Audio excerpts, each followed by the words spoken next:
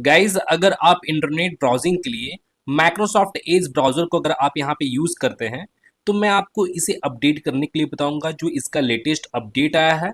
और उससे पहले तो मैं आपको बता दूं कि अगर आप मेरे चैनल पे भी नए हो तो सबसे पहले तो आप मेरे चैनल को भी सब्सक्राइब कर ले और बेल आइकन पे भी क्लिक कर ले, क्योंकि मैं अपने चैनल पे कुछ इसी तरह के इंपॉर्टेंट वीडियोस वगैरह अपलोड करता रहता हूँ। तो सबसे पहले तो आपको माइक्रोसॉफ्ट एज को अपना ओपन करना है।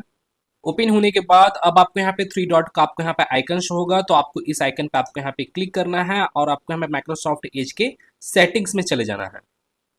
सेटिंग्स में आने के बाद अब आपको यहाँ पे लेफ्ट साइड की और आपको यहाँ पे अबाउट माइक्रोसॉफ्ट एज का ऑप्शन शो होगा, तो आपको इस ऑप्शन पे आपको यहाँ पे क्लिक करना है। और यहाँ पे आपका जो माइक्रोसॉफ्ट एज जो है वो यहाँ पे ऑटोमेटिकली यहाँ पे अपडेट होना स्टार्ट हो जाएगा।